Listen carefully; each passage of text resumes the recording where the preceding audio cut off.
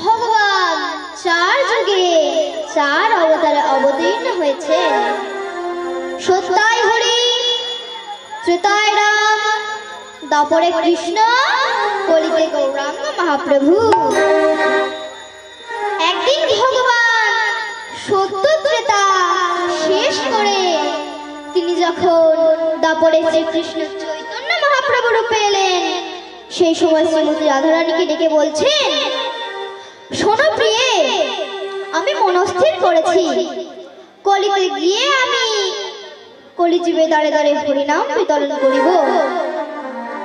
এই কথা শুনিয়া রাধারানী আমার অঝর নয়নে ছল ছল নেত্রে অশ্রু বিসর্জন করিতে লাগলেন। সেই সময় প্রাণগোবিন্দ আমার রাধারানীর কর ধরে বলছেন, শোনো প্রিয়ে, মুছো নয়ন জল, শোনো মোর কথা।